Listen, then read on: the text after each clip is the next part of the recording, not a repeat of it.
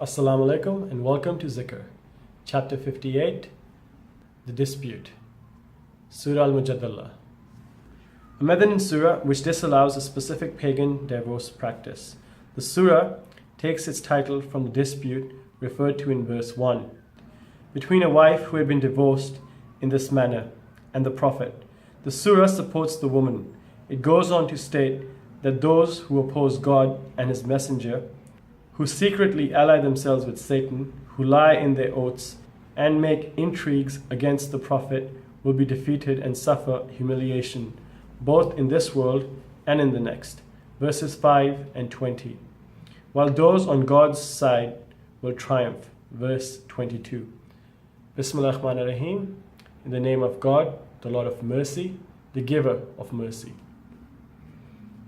God has heard the words of the woman who disputed with you, Prophet, about her husband and complained to God. God has heard what you both had to say. He is all hearing, all seeing. Even if any of you say to their wives, you are to me like my mother's back, they are not their mothers. Their only mothers are those who gave birth to them. What they say is certainly blameworthy and false, but God is pardoning and forgiving. Those of you who say such a thing to their wives, then go back on what they have said, must free a slave before the couple may touch one another again. This is what you are commanded to do, and God is fully aware of what you do. But anyone who does not have the means should fast continuously for 2 months before they touch each other. And anyone unable to do this should feed 60 needy people.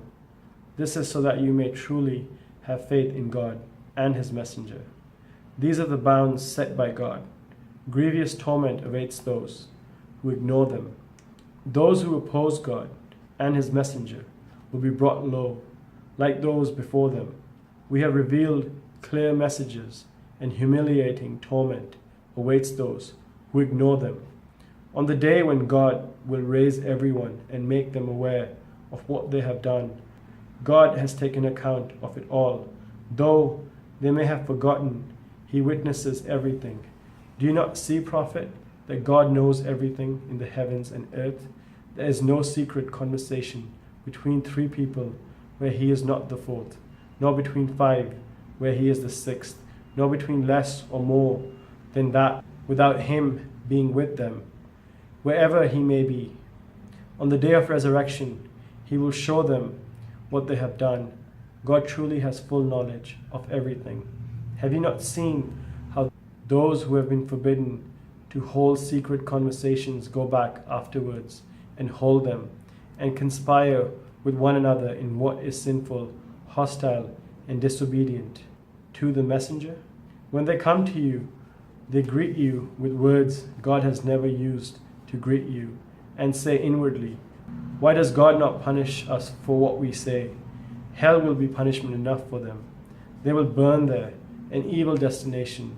You who believe, when you converse in secret, do not do so in a way that is sinful, hostile, and disobedient to the Messenger, but in a way that is good and mindful of God. Be mindful of God, to whom you will all be gathered. Any other kind of secret conversations is the work of Satan, designed to cause trouble to the believers, though it cannot harm them in the least unless God permits it. Let the believers put their trust in God. You who believe, if you are told to make room for one another in your assemblies, then do so, and God will make room for you. And if you are told to rise up, do so. God will raise up by many degrees those of you who believe and those who have been given knowledge. He is fully aware of what you do. You who believe, when you come to speak privately with the Messenger, offer something in charity before your conversation. That is better for you and purer. If you do not have the means, God is most forgiving and merciful. Were you worried about giving charity before consulting the Prophet?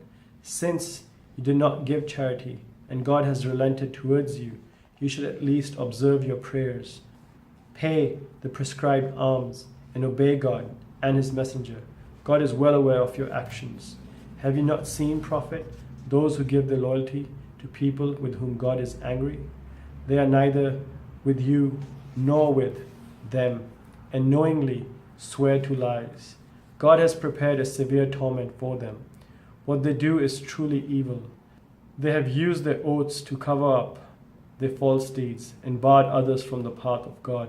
A humiliating torment awaits them. Neither their wealth nor their children will be of any use to them against God. They will be the inhabitants of hell, where they will remain. On the day God raises them all from the dead, they will swear before Him, as they swear before you now, thinking that it will help them. What liars they are! Satan has gained control over them and made them forget God. They are on Satan's side, and Satan's side will be of the losers. Those who oppose God and His Messenger will be among the most humiliated. God has written, I shall most certainly win, I and my messengers. God is powerful and almighty. Prophet, you will not find people who truly believe in God and the last day, loving those who oppose God and His Messenger, even though they may be their fathers, sons, brothers, or other relations. These are the people in whose hearts God has inscribed faith, and whom He has strengthened with His Spirit. He will let them enter gardens graced with flowing streams, where they will stay. God is well pleased with them, and they with Him. They are on God's side, and God's side will be the one to prosper. Ameen. Sadaq Al Azim.